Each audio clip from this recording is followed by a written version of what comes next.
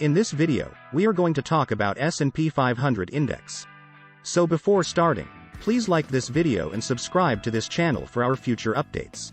What is the S&P 500 Index? The S&P 500 Index is a market capitalization-weighted index that includes 500 of the most well-known companies in the United States. The top 500 U.S. companies are determined by the index based on a combination of factors, not just market capitalization alone. Despite this, the S&P 500 Index is widely regarded as one of the most reliable indicators of big American stocks and the stock market in general. In 1957, a stock market index called the S&P 500 was designed to monitor the value of 500 companies that were listed on either the NYSE or the NASDAQ. Standard & Poor's is a company that offers a variety of financial services, including credit ratings, indices, and statistics. A market index is a group of investments, such as stocks and bonds, that are used to track the performance of a certain market sector. The majority of the United States economy is represented by the stocks on the S&P 500. As a measure of the state of the United States economy, market investors regularly monitor the S&P and the shares that make up the index. As a result of the evolution of the economy over the course of several decades, the S&P 500 Index has, throughout time, incorporated and excluded various stocks. Compound annual growth rate, annualized return. When talking about investment returns, the word average can mean a few different things. You would not say that you earned 25% equals 100% 50%, 2 because your principal would be back where it was when you began investing. Your annualized gain would be 0 in this scenario. Instead, you would say that you lost 25% equals 100% 50%, 2. In this particular illustration, 25% represents the arithmetic mean. The percentage of 0% that you found is referred to as the geometric mean, or the annualized return, CAGR. When discussing volatile investments, it is common practice to use simple averages rather than CAGR. If you put $100 into the S&P 500 in 1950 and kept all of the dividends you received, you would have $219,309.34 in your account today. This represents an annual return of 11.19%. The total return on this lump sum investment is greater than the rate of inflation by 17,745.62% over time, or 7.41% annually. You would have $172,224.87 if you invested money every month. Calculation for the S&P 500. The S&P 500 uses a market cap weighting method, giving a higher percentage allocation to companies with the largest market capitalizations. Company market cap. To calculate the relative importance of each component in the S&P 500, just sum up the market capitalization of each firm. To calculate a company's market capitalization, just multiply the stock price by the total number of outstanding shares. Because they are routinely posted on financial websites, investors do not have to perform the calculations necessary to determine the S&P 500 or the market capitalization of a particular firm. The weight of a firm inside an index is determined by taking its market capitalization and dividing it by the entire value of the index. Other S&P indices. S&P 500 is part of S&P Global 1200. The S&P Midcap 400 and S&P Smallcap 600 are both prominent indices. The S&P Composite 1500 Index includes the S&P 500, S&P Midcap 400, and S&P Smallcap 600. S&P 500 Index construction. The S&P only considers publicly traded shares in its calculation of overall market capitalization. Private company shares are ignored. S&P will make adjustments to the market capitalization whenever a company issues additional shares or undergoes a merger with another business. It is possible to determine the value of the index by first totaling the after-tax market caps of all of the companies that are included in the index and then dividing this total amount by a factor. The S&P divisor is not made available to the general public.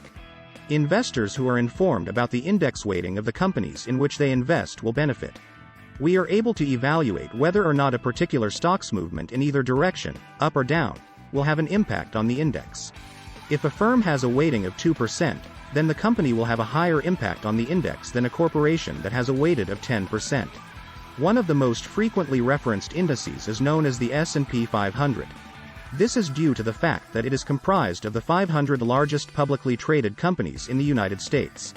The S&P 500 is a float-weighted index, which means that the market capitalization of companies is recalculated based on the total number of shares that are available for public trading. This index measures the performance of the 500 largest publicly traded companies in the United States. How has the S&P 500 performed? The rise and fall of the S&P 500 index over the course of the last 5 years. The S&P 500 index continues to demonstrate positive performance right up until the outbreak in the year 2020.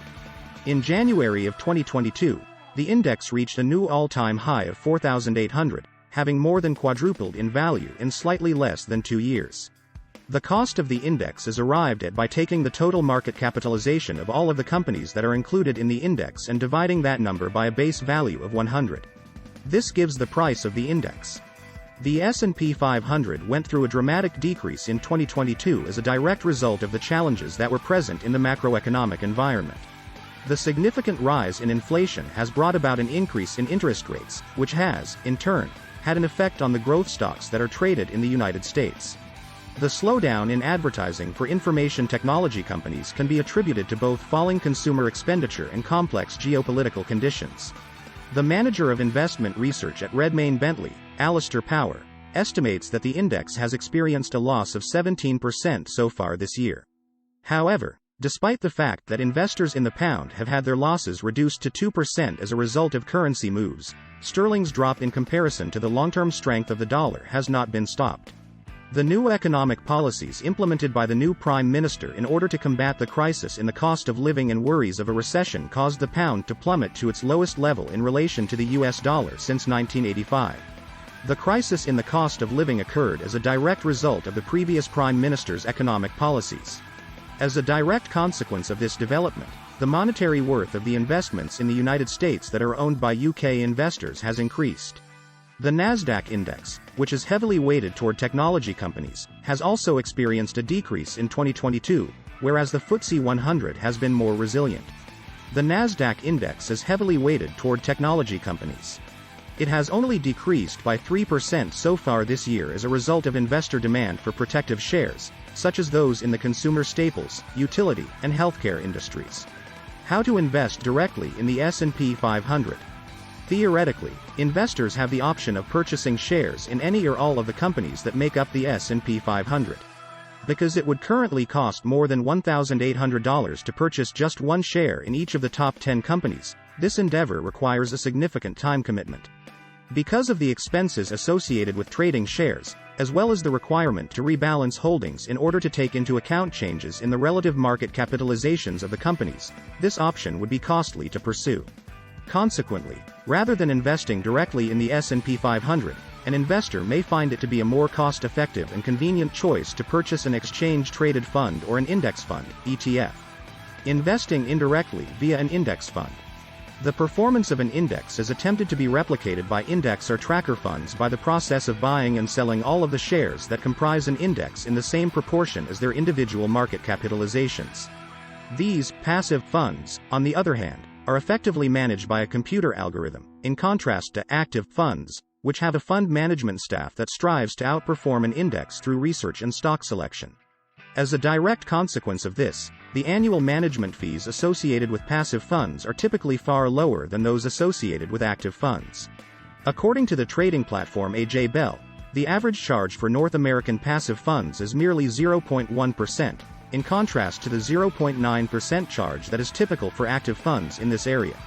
To put it another way, the average cost for putting the same amount of money in an active fund would be £9, whereas the average charge for investing the same amount of money in a North American index fund would be £1. Over the course of the past 5 years, the UBS S&P 500 index has generated a total return of 100%, making it the index fund with the best performance relative to other types of index funds, as reported by TrustNet. The overall return over the course of 1 year is 10%, while the annual management charge is 0.09%. Standard & Poor's 500 index funds are among today's most popular investments, and it's little wonder why. The S&P 500 index on which these funds are based has returned an average of about 10% annually over time and represents hundreds of America's best companies. With an S&P 500 index fund, you own the market, instead of trying to beat it. In fact, Legendary investor Warren Buffett has long advised investors to buy and hold an S&P 500 index fund. What do you think of our video? Let me know in the comment section below. If you enjoy this video and want to hear from me again, be sure to hit that subscribe button before you go. Thanks for watching.